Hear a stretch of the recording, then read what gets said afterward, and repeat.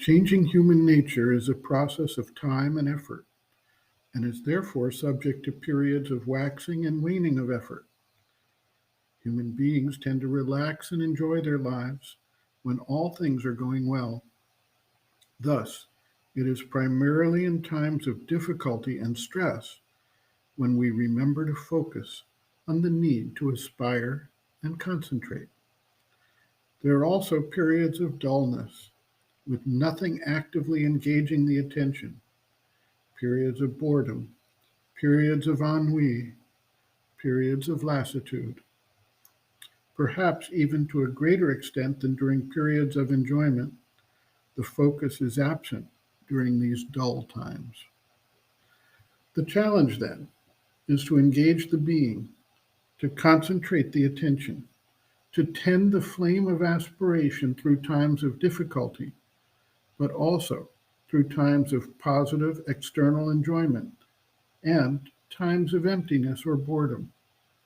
In fact, if this concentration can be engaged, if the seeking for the divine, if the tending the fire of aspiration becomes central to the life of the individual, it can ensure that the times of boredom are minimized, as life then becomes, in Sri Aurobindo's words, an adventure of consciousness.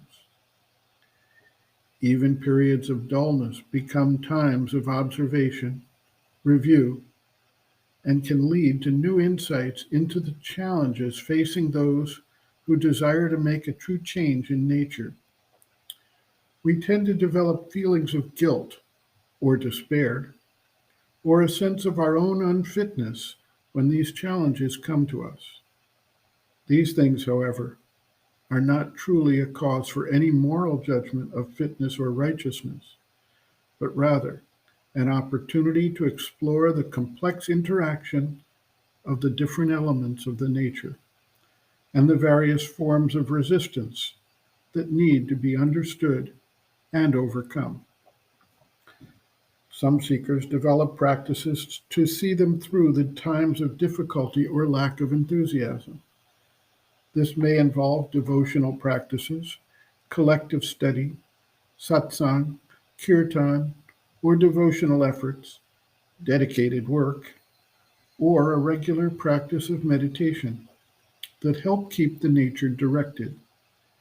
These techniques can be useful as long as they are not substituted for the inner work and do not become simply mechanical in nature. Some find that a simple formulation of consecration or dedication of oneself to the higher goal or purpose, renewed daily, can aid this effort.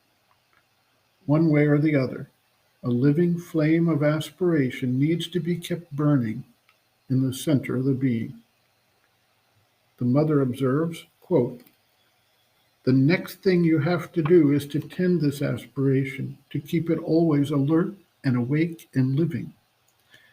Instead of telling yourself once in a while, 'Oh yes, I am thinking of finding the divine,' just when there is something unpleasant, when you are a little disgusted because you feel tired, indeed there are very many flimsy reasons, all of a sudden you remember that there is such a thing as yoga, something like the divine to know who can get you out of this flatness of life. And for that, what is required is concentration. Concentration upon the divine with a view to an integral and absolute consecration to its will and purpose. This is the second step. That is to say, you begin wanting to find and know the divine and live it. You must feel at the same time that the thing is so precious, so important, that your entire life is not sufficient for acquiring it. Then, the first movement is a self-giving. You tell yourself, I do not want any longer to belong to myself for the sake of my little personal satisfaction. I wish to belong to this marvelous thing which one must find, must know, must live, and for which I aspire." End quote. Reference, Sri Aurobindo and the Mother, Growing Within, The Psychology of Inner Development, Chapter 3, Growth of Consciousness, Basic Requisites, pages 35 to 36.